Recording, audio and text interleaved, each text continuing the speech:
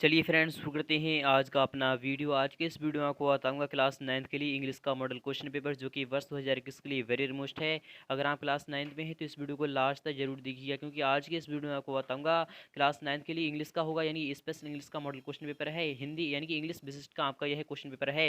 अगर आप class 9th में हैं तो इस वीडियो को लास्ट तक जरूर देखिए, क्योंकि यह वीडियो बहुत ही यूजफुल होने वाला है क्लास 9th वालों के लिए। इसमें टाइम दिया जाएगा, यानी 3 घंटे का आपको टाइम दिया जाता है पेपर को सोल्यूशन करने के लिए।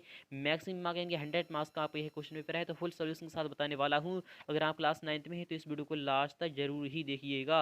इंस्ट्रक्शंस आपके सामने आ चुके हैं, निर्देश हैं, आपको पढ़ना बहुत ही जरूरी है। जब आप निर्देश पढ़ते हैं तभी आपको समझ में आता है क्वेश्चन पेपर में क्वेश्चन कहना क्या चाहता है। तो पहला है अटेम्प्ट ऑफ द क्वेश्चन, यानी कि आपको सभी सॉल्यूशन यानी कि सभी क्वेश्चन को सॉल्व करना होगा। इंटरनल चॉइसेस आर गिवन, यानी कि आपको इंटरनल चॉइसेस होगी। कुछ क्वेश्चन में आपको यानी कि चॉइस के आधार पर आपको क्वेश्चन को सॉल्व करना होगा।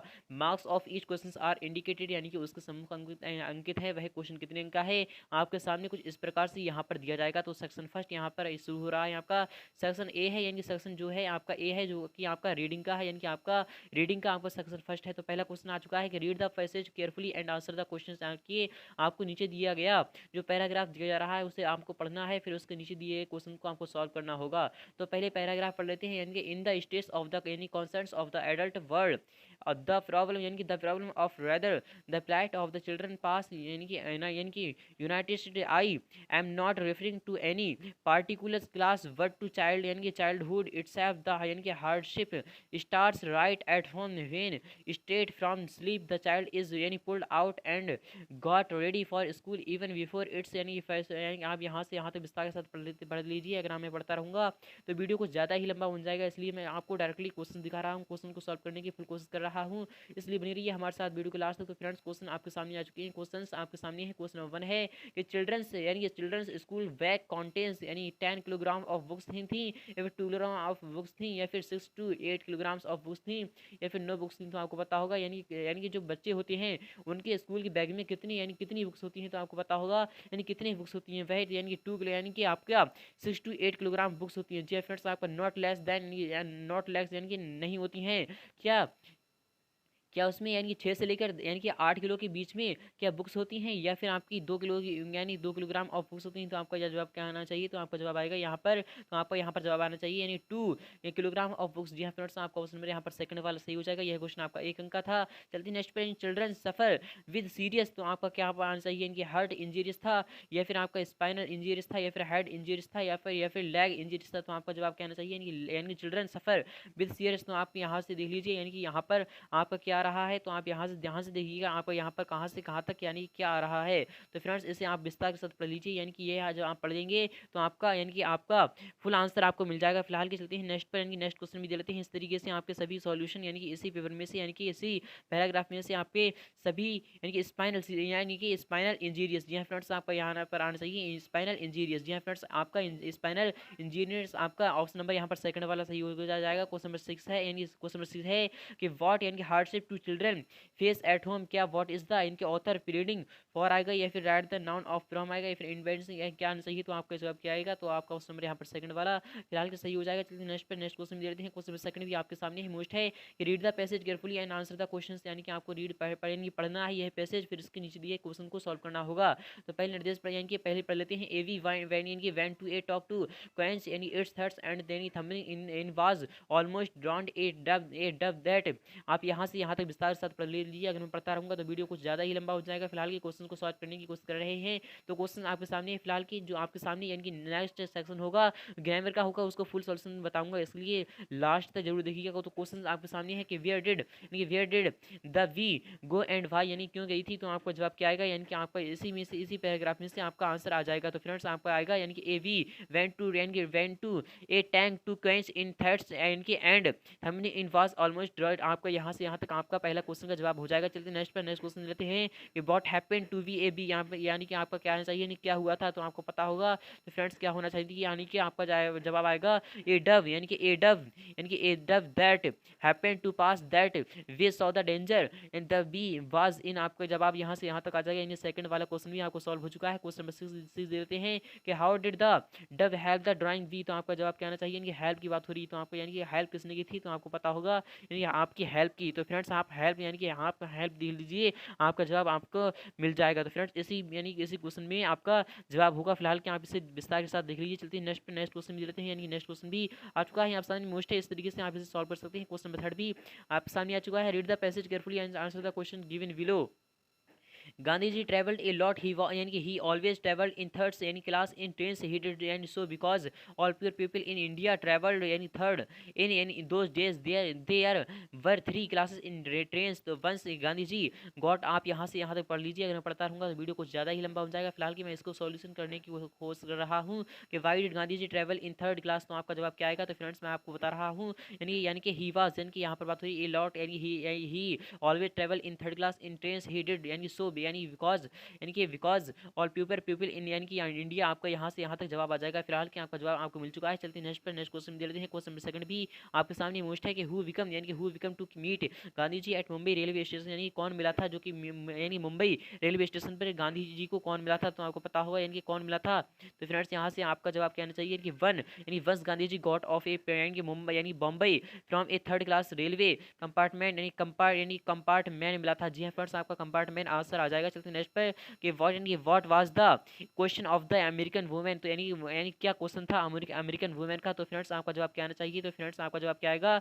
इसी में से यानी कि आपका जवाब दिया, यानी कि आपका यहाँ पर से यहाँ तक जवाब आ जाएगा। यानी कि आपका आएगा अमंग देम, यानी among them were some American men and women they went to in the यानी Gandhi ji compartment this so, यानी कि आपको यहाँ से यहाँ तक जवाब आ जाएगा। फ्रेंड्स आपको मिल चुका है आपका आंसर। चलते हैं नेक्स्ट पर।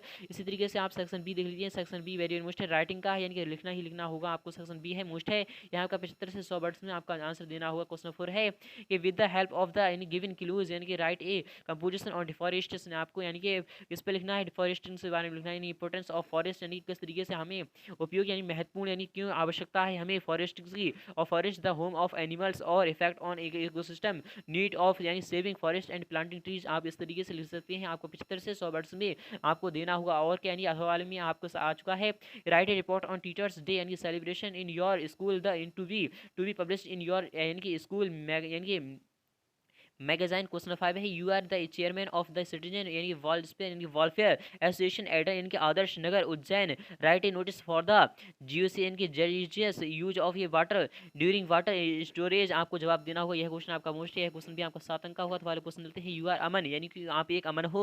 यू हैव मैनेज टू यानी to go to a century of, यानी कि आपका कहाँ पर यानी है, आपका यहाँ पर यह जवाब आ रहा है कि बंदा वगड़ यानी कि उमरिया। तो आपको जवाब देना है, इसका जवाब क्या आएगा? तो फ्रेंड्स इस तरीके से आप इसे सॉल्व कर सकते हैं। फिलहाल कि आपको इसका जवाब देना होगा। क्वेश्चन नंबर 6 भी आपके सामने है यू आर ए, यानी कि यू आर ए सौरभ पांट, यानी कि पंडित आप हैं, रीजनिंग एट यानी कि 112 और 4 आप इस तरीके से सॉल्व कर सकते हैं। फिलहाल के चलते हैं क्वेश्चन नंबर 7 भी लेते हैं। इसी तरीके से आ चुका है आप सामने मोस्ट है। क्वेश्चन नंबर 7 क्या कर रहा है? राइट ए कंपोजिशन और योर यानी स्कूल यानी कि your dream school with the help of the given clues. इस तरीके से आप इसे सॉल्व कर सकते हैं। क्वेश्चन नंबर 7 इस 7 का हवाला भी आ चुका है आप सामने मोस्ट है। फिलहाल के आप चलते हैं क्वेश्चन नंबर यानी कि सेक्शन सी देख लेते हैं। सेक्शन सी आपका जो कि ग्रामर का हुआ, यानी ग्रामर का है, आपका कंपलसरी है, यानी करना ही करना होगा आपको। तो इसका इस तरीके से मैं आपको यहाँ से फुल सॉल्यूशन के साथ बताने वाला हूँ, इसलिए बनी रही है हमारे साथ वीडियो के लास्ट। तो फ्रेंड्स क्वेश्चन नंबर 9 का वाला क्वेश्चन आ चुका है कि fill in the blanks with the correct option in given in brackets. तो फ्रेंड्स आपको पहला क्वेश्चन है 9 क्वेश्चन में पहला वाला क्वेश्चन है ही हैज नॉट, यानी he has not taken the food, यानी कि टेकन सम फूड आएगा, फिर एनी फूड आएगा। तो आपका यहाँ पर आएगा सम फूड। जी फ्रेंड्स, यानी कुछ फूड आपका यहाँ पर आएगा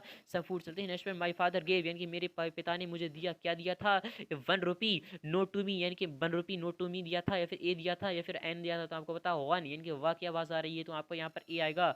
जी फ्रेंड्स ए आएगा, ना कि यहाँ पर एन आएगा। चलते हैं नेक्स्ट पे। वी डैश फॉलो द यानी ट्रैफिक रूल्स। आपका यानी आपको यहाँ पर आना चाहिए वी मस्ट, यानी कि we must follow the traffic rules. चलते हैं नेक्स्ट पे। क्वेश्चन 4 है dash you work hard you will fail. तो आपका जवाब आएगा यानी कि इफ, यानी कि यदि तुम वर्क यानी कि हार्ड परिश्रम नहीं करोगे तो तुम फेल भी हो सकते हो। क्वेश्चन नंबर 5 है सुजाता इज अफेयर्ड, यानी कि ऑफ डार्कनेस आएगा। जी फ्रेंड्स ऑफ डार्कनेस आएगा। चलते हैं नेक्स्ट पे।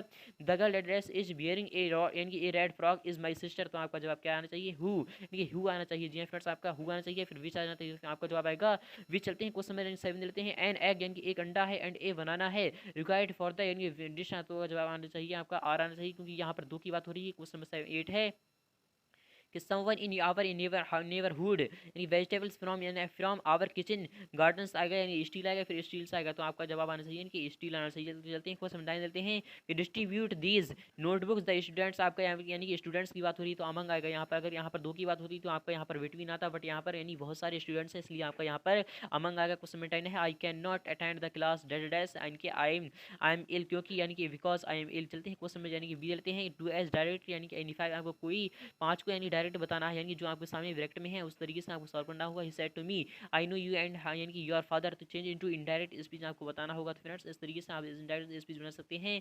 तो ही टोल्ड मी यानी कि ही टोल्ड मी दैट यानी ही टोल्ड मी दैट आएगा क्या आएगा ही यानी कि ही न्यू यानी कि he know you, he know I, he know me यानी कि ही नो मी एंड यानी कि माई फादर। चलते हैं नेक्स्ट पे यानी कि सेकंड वाला है कि Abdul was writing a letter यानी कि चेंज इनटू यानी प्रेजेंट परफेक्ट टेंस, आपको प्रेजेंट परफेक्ट में आपको बताना होगा यानी कि प्रेजेंट परफेक्ट में बताना है।